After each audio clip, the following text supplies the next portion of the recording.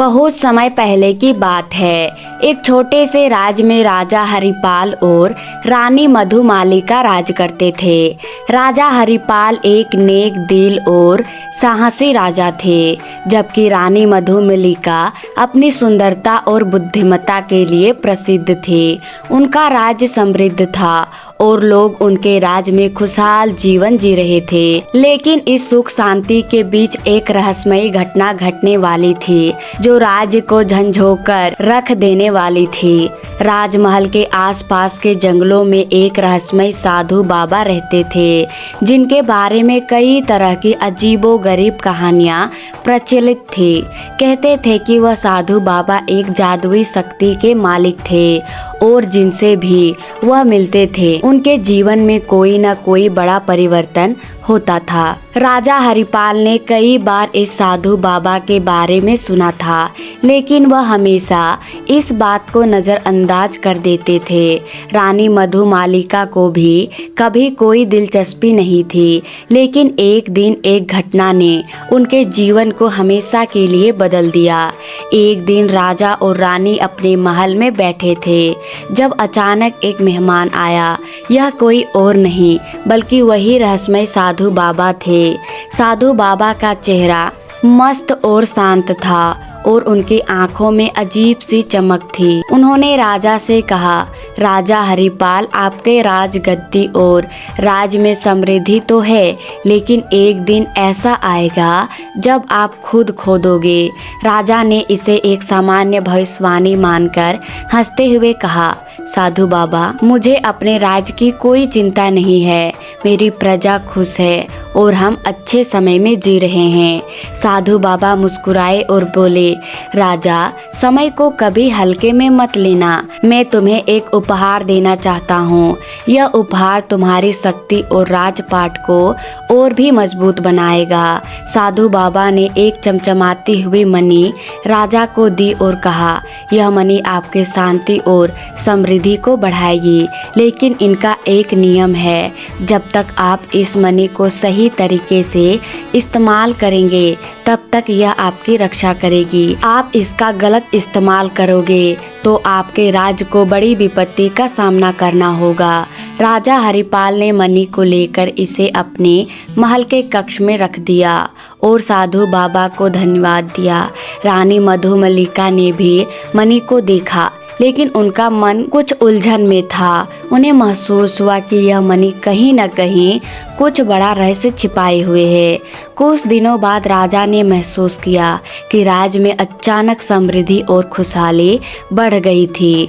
खेतों में हरियाली छाई, व्यापार बढ़ा और लोग राजा की जय जयकार करने लगे।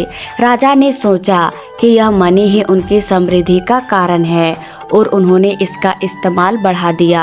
लेकिन जैसे जैसे राजा ने मणि का उपयोग बढ़ाया, एक अजीब सी घटना घटी। महल में रातों रात कई अजीब घटनाएं होने लगी। राजा को हमेशा अजनबी आवाजें सुनाई देती। रानी को रातों में किसी के पैरों की आहटें महसूस होती और महल के दीवारों पर अजीब चित्र उभरने लगते थे।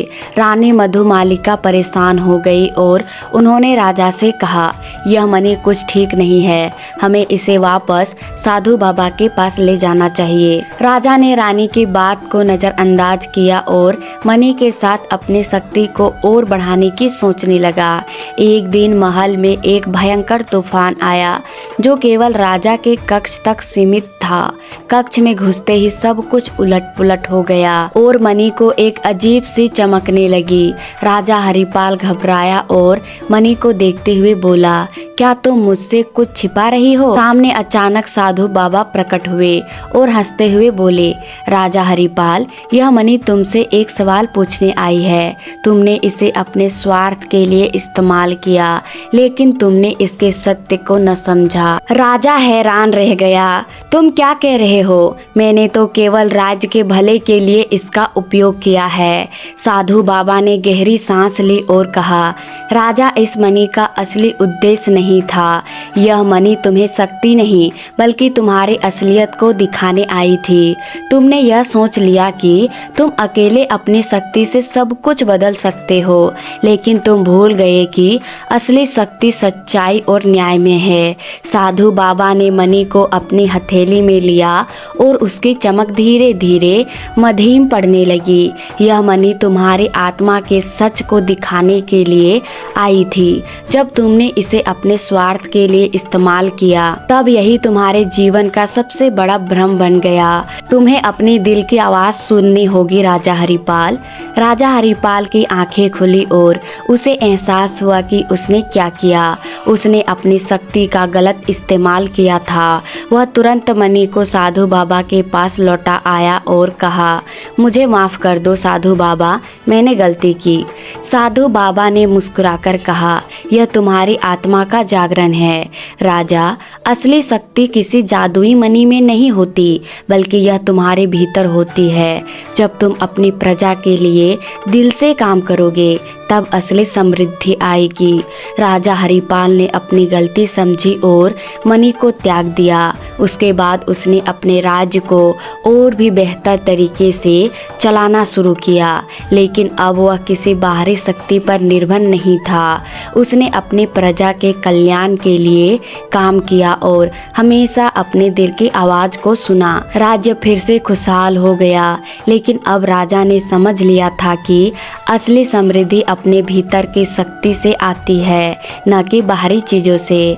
राजा और रानी का जीवन अब संतुलित और शांतिपूर्ण हो गया। वे समझ गए थे कि आत्मविश्वास और सच्चाई के साथ किसी भी समस्या का समाधान मिल सकता है, और इस तरह राज्य में न केवल शांति आई, बल्कि राजा और रानी ने सच्चे मार्ग पर चलकर अपनी प्रजा का दिल भी जीत लिया।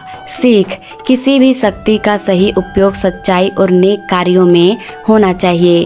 केवल बाहरी चीजों पर निर्भर रहकर आप अपने जीवन में सच्ची समृद्धि नहीं ला सकते। राधे राधे।